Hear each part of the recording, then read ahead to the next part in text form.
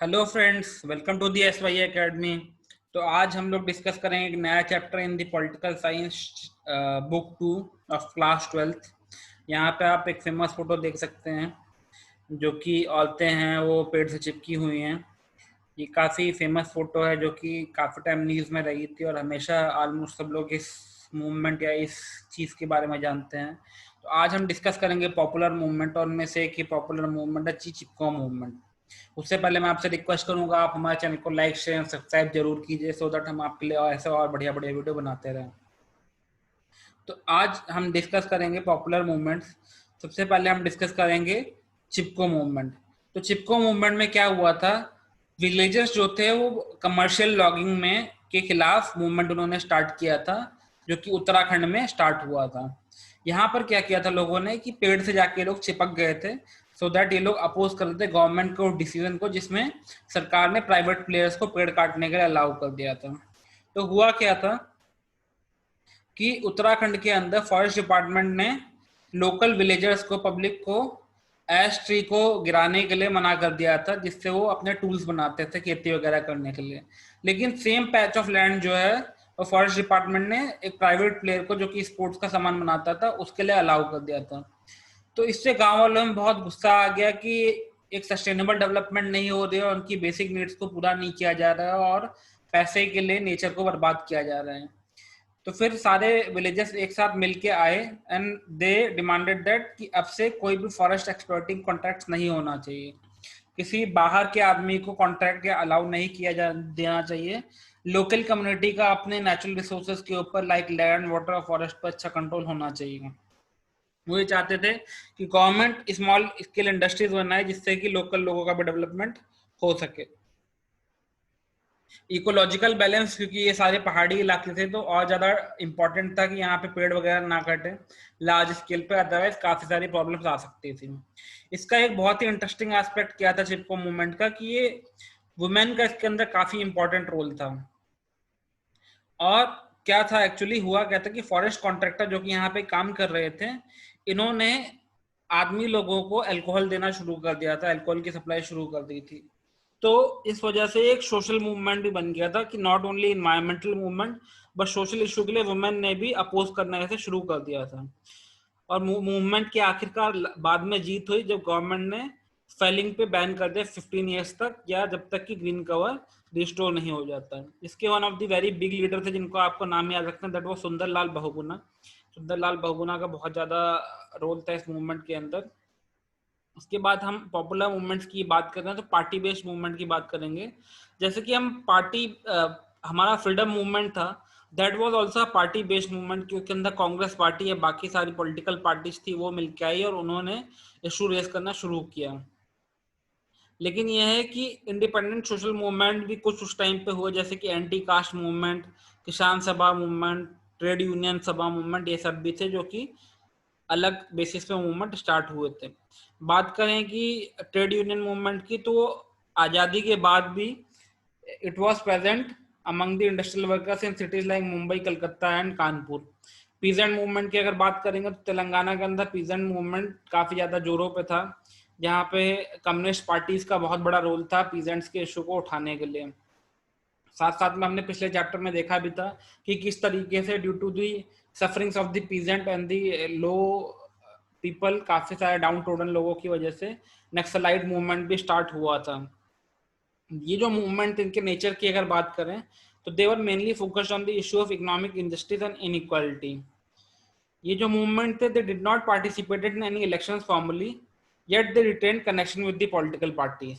तो डायरेक्टली इनमें से किसी ने इलेक्शन नहीं लड़ा, लेकिन इनका इलेक्शन पे या पॉलिटिकल पार्टीज के ऊपर उनके मुद्दों पर बहुत बड़ा कंट्रोल जरूर रहता था, जिसकी वजह से पार्टी पॉलिटिक्स के अंदर एक अच्छा रिप्रेजेंटेशन मिल सके।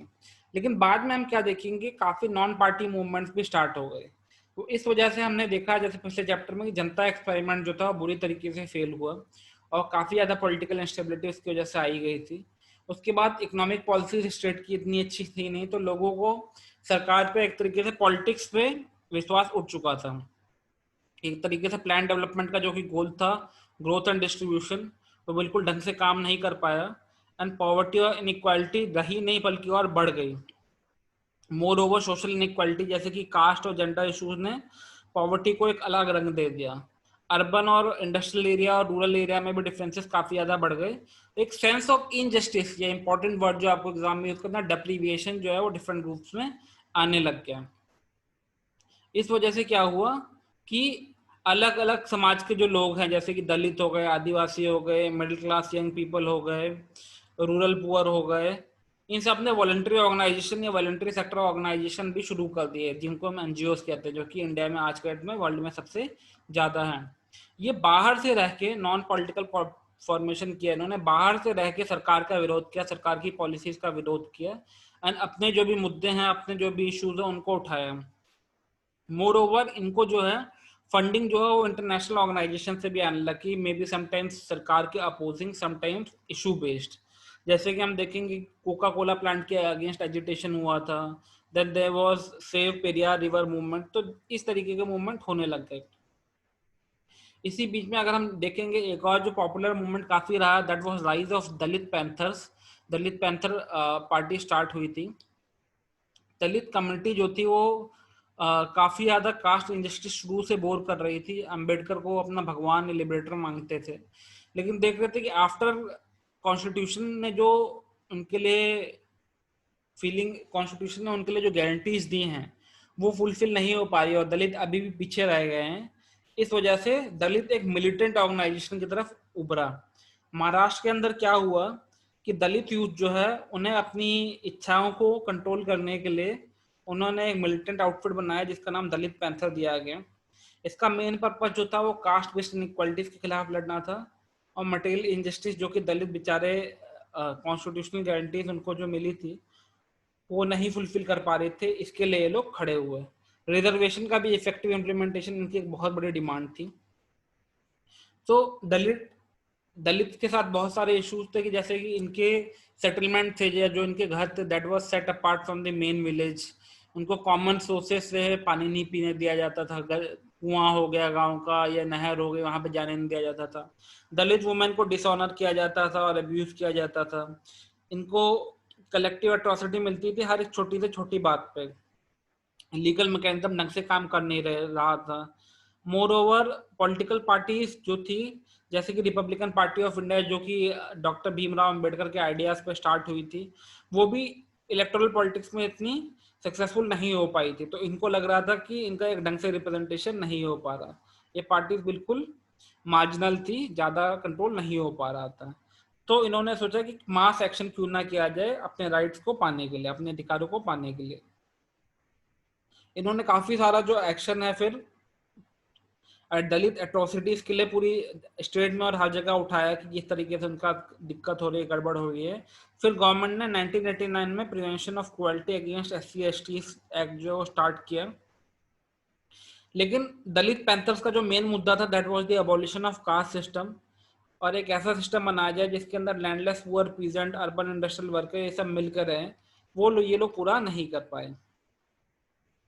मोर ओवर अगर हम देखेंगे इसी टाइम में दलित यूथ जो है वो अपनी क्रिएटिविटी थ्रू एजुकेशन बाकी चीज भी दिखाना शुरू कर दिया, जैसे कि लाइफ एक्सपीरियंसेस अपने पर्सनली जो भी हैं वो लिटरेचर के अंदर उन्होंने दिखाया, पेंटिंग्स के through through different expressive media इन्होंने दिखाने की कोशिश की। पोस्ट इमरजेंसी पीरियड में अगर हम देखेंगे दलित पैंथर्स इलेक्शन में इन्वॉल्व हो गए एंड इलेक्टोरल कॉम्प्रोमाइज कर लिया इन्होंने, पावर के चक्कर में ये भूखे हो गए, इन्होंने अपने मेन मुद्दे को छोड़ दिया। इसकी वजह से इनके अंदर काफी सारे स्प्लिट हुए और ये टूट गए। एंड उसके बाद organisation like backward and minority communities employers federation जैसी चीजों ने प्लेस ले लिया है इसका। नेक्स्ट हम पॉपुलर मूवमेंट की डिस्कस करेंगे, दैट इज वेरी इंटरेस्टिंग। ये फार्मर बेस्ड मूवमेंट था। पीजेंट एंड फार्मर में डिफरेंस क्या होता है? पीजेंट इज डाउन टोडन, जो छोटा किसान होता है, farmer is the big kisan. तो it was the agrarian struggle of the 80s where better off farmer protested against the policy of the state. यहाँ पे जो अमीर फार्मर थे उन्होंने अपोज किया स्टेट को फॉर सर्टेन एक्शंस। तो ये जो भारतीय किसान यूनियन का स्ट्रगल था that was by the rich farmers. तो ये मूवमेंट स्टार्ट कैसे हुआ?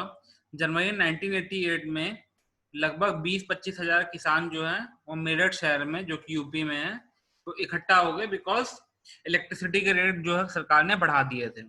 उन्होंने कैंपिंग की for almost 3 weeks outside the district collector's office and उसके बाद जो है ये एजुटेशन जो है इसने बहुत बड़ा रोल लिया और इससे दिखा कि रूरल पावर कितनी ज्यादा है किसानों के अंदर, वो कैसे लोगों को इकट्ठा कर सकते हैं। बीकेयू जो है बहुत बड़ा किसान संगठन के रूप में आया ना। एक्चुअली ये हुआ क्यों, तो हमने पहले चैप्टर में देखा है ग्रीन रेवोल्यूशन हुआ था, जिसमें क्या हुआ था, सरकार ने काफी सारा सपोर्ट किया था हरियाणा पंजाब में किसानों को, जिसका डायरेक्टली और इनडायरेक्टली रिच फार्मर्स को काफी ज्यादा फायदा हुआ था। और इसकी वजह से शुगर और व्हीट जो है मेन कैश क्रॉप बन गई थी ना। लिबरलाइजेशन की वजह से उनके ऊपर इम्पैक्ट आ रहा था। तो बीकेयू ने क्या किया, जब सरकार ने बिजली के दाम बढ़ा दिए गए तो बीकेयू ने डिमांड किया कि गवर्नमेंट जो है वो फ्लोर प्राइस ज्यादा दे शुगर केन और व्हीट के लिए। उसके बाद क्या है, इंटरेस्ट रेट मूवमेंट की जो रिस्ट्रिक्शन है उसे हटा दे, इलेक्ट्रिसिटी की सप्लाई जो रीजनेबल रेट या फ्री में दे, लोन जो है उसे कैंसिल कर दिया जाए, एक पेंशन की डिमांड रखी, किसानों को किसी तरीके का पेंशन मिलना चाहिए। इसी तरीके के संगठन जो है लाइक शेतकारी संगठन जो महाराष्ट्र में स्टार्ट हुआ, जिसने दिखाया कि एक सिंबॉलिक वॉल दिखाया between Bharat and India. Bharat means rural area and India means urban area. तो इस तरीके से ऑर्गेनाइजेशन ग्रो हुए ना। इनका कैरेक्टरिस्टिक्स क्या थे, किस तरीके से अपोज करते थे। They used to pressurise the state और the government by accepting its demand, जैसे कि रैली करते थे, डेमोन्स्ट्रेशन करते थे, सिट इन करते थे, जेल भराव करते थे कि हमें जेल में डाल दो। हजारों लाखों की संख्या में फार्मर्स होते थे स्पेशली वेस्टर्न उत्तर प्रदेश के अंदर, और ये काफी आम बात हो गई थी लेट 1980s के अंदर। एक और इंटरेस्टिंग थिंग इसके अंदर क्या थी, कास्ट लिंकेजेस बहुत ज्यादा था। तो आप देखेंगे कि गुजर्स, जाट्स, ये जो ग्रुप हैं ये बहुत ज्यादा स्ट्रांग हो गए, स्पेशली जाट ग्रुप अगर देखेंगे in the belt of Haryana, western UP and some parts of Rajasthan. Now ये ऑर्गेनाइजेशन काफी लंबे समय तक, ये मूवमेंट काफी लंबे समय तक इसलिए चल पाया और पावर दिखा पाया बिकॉज एक बहुत बड़ा क्लैन नेटवर्क था। जैसे आप देख सकते हैं खाप का बहुत बड़ा नेटवर्क है, वैसे इनका बहुत बड़ा नेटवर्क था और इसी नेटवर्क के थ्रू फंड्स और बाकी चीजों को भी यूटिलाइज कर दिया गया। अर्ली 90s तक बीकेयू जो था it was separate from the political parties. तो ये पॉइंट्स आपको याद रखने एग्जाम के लिए, क्या इसका कैरेक्टरिस्टिक्स था, क्या नेचर था and how it had started.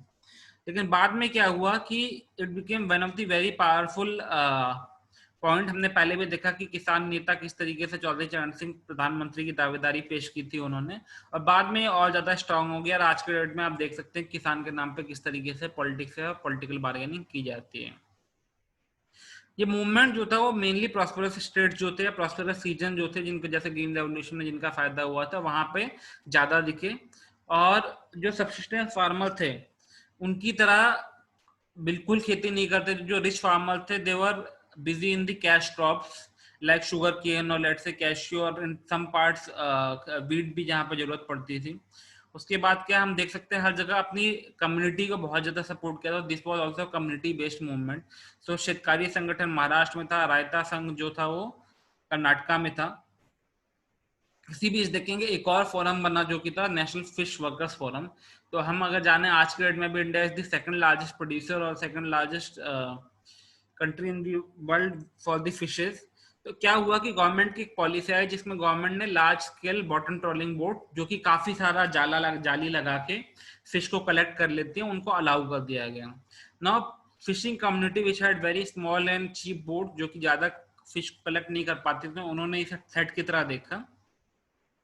And since fishery itself is a state subject, so workers were mobilized at the regional level. Regional level पे काफी सारा इसका इम्पैक्ट देखने को पड़ा।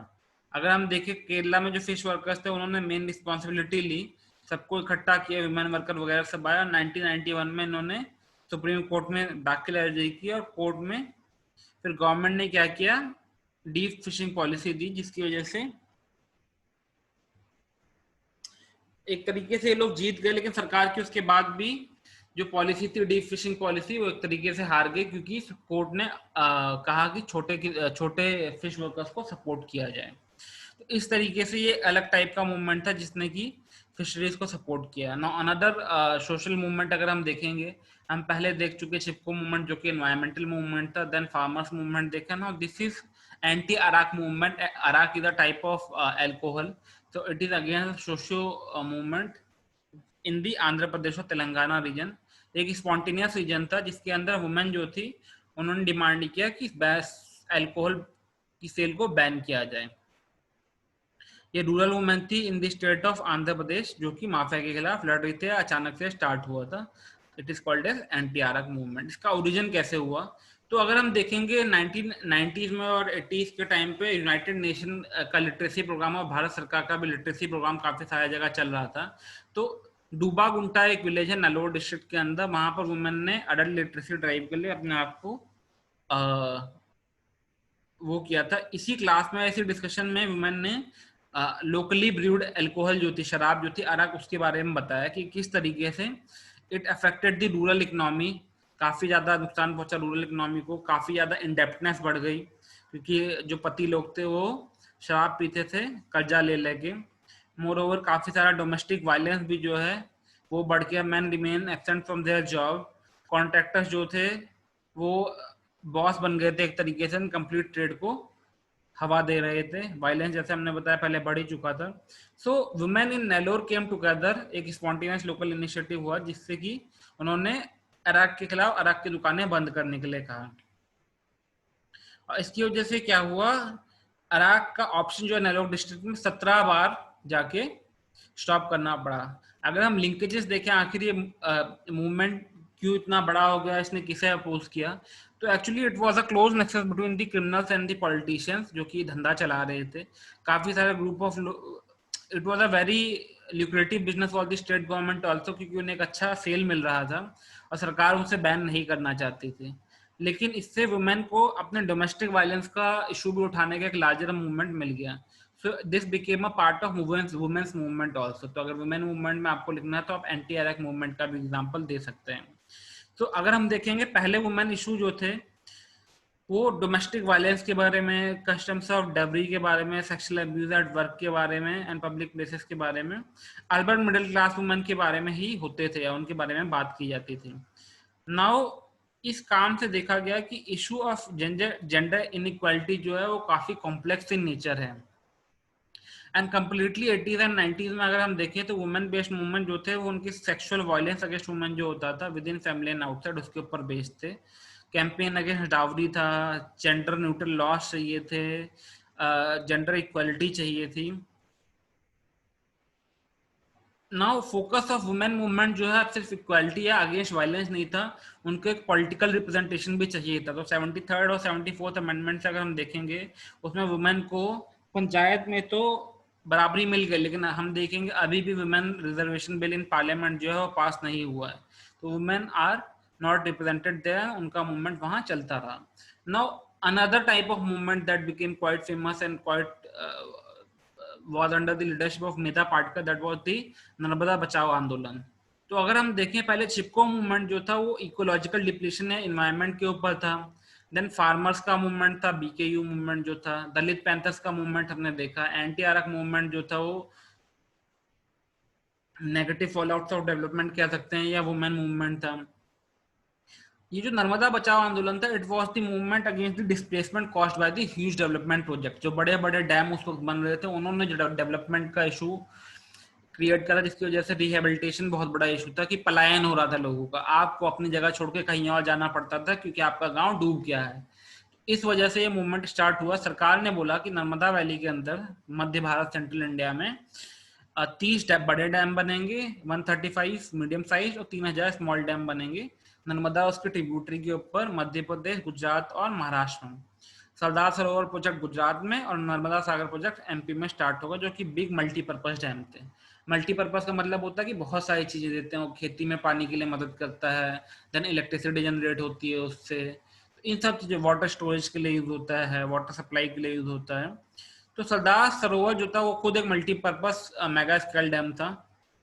जो लोग इसे सपोर्ट कर रहे थे उन्होंने कहा था इससे कि गुजरात के और आसपास के 3 स्टेट्स को पीने का पानी मिलेगा, इरिगेशन के लिए पानी मिलेगा, बिजली मिलेगी, एग्रीकल्चर प्रोडक्शन बनेगा, मोर ओवर फ्लड और ड्रॉट कंट्रोल किया जा सकता है। लेकिन साथ साथ 245 गांव जो थे वो इसके साथ तबाह हो रहे थे और डूब रहे थे, जिसमें ऑलमोस्ट 2.5 लाख लोगों का रिहेबिलिटेशन होना था। इसी बात पर डिबेट और स्ट्रगल हुआ।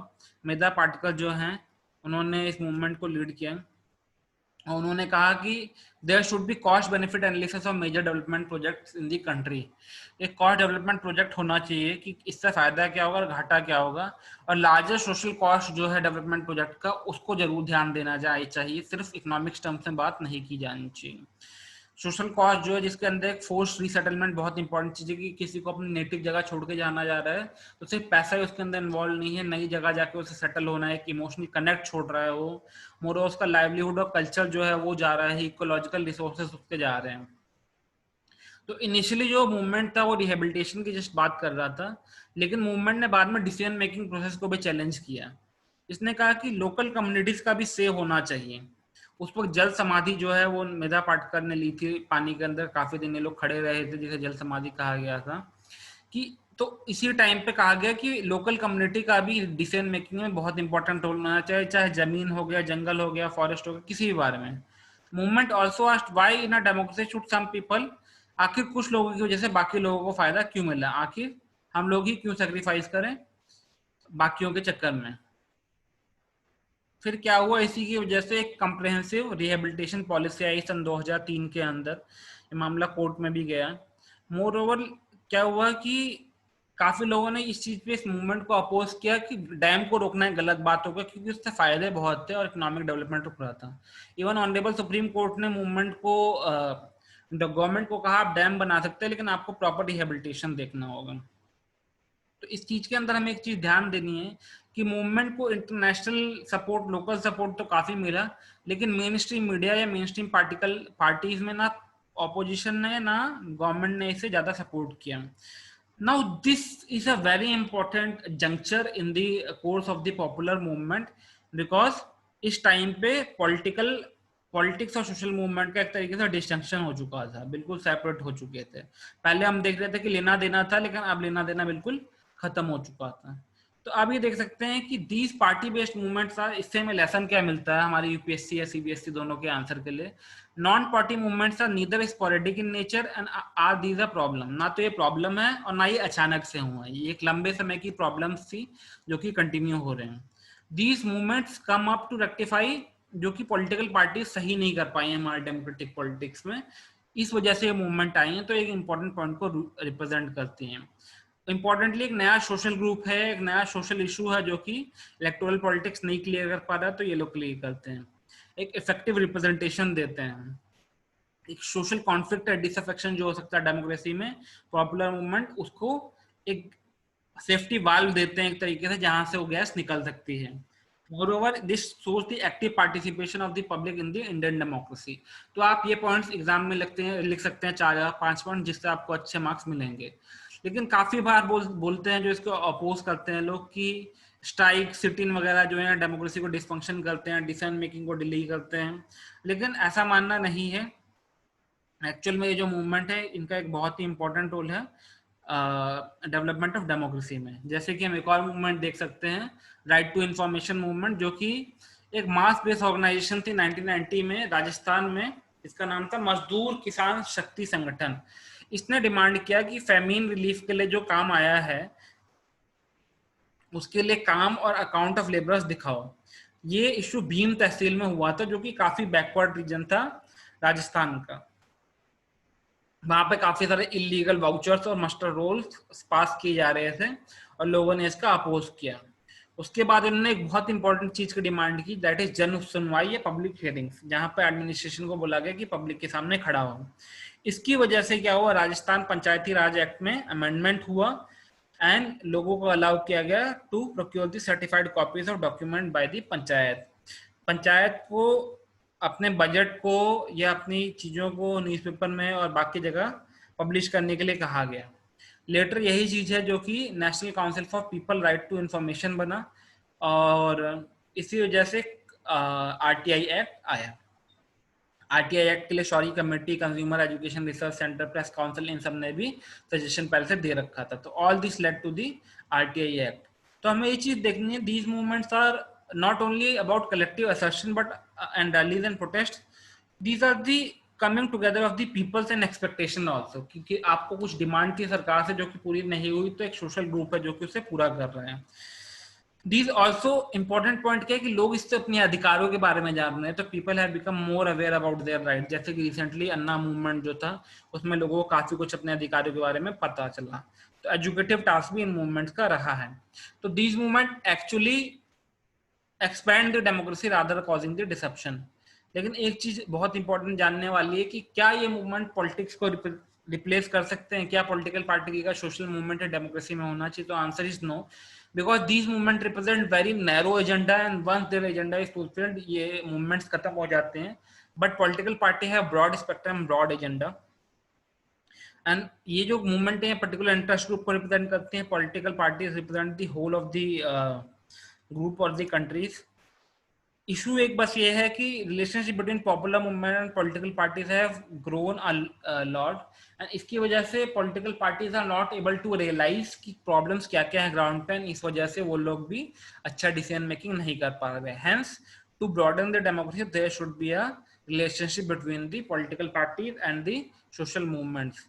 यहाँ पे हमारा चैप्टर खत्म हो रहा है. हम अगेन रिक्वेस्ट करेंगे कि हमारे चैनल को लाइक शेयर और सब्सक्राइब कीजिए. इफ़ यू वांट कि हम और वीडियोस बनाएं और इसके क्वेश्चंस के लिए आंसर्स बनाएं, तो आप हमें कमेंट में लिख सकते हैं. All the best for examination. Do well. Good bye.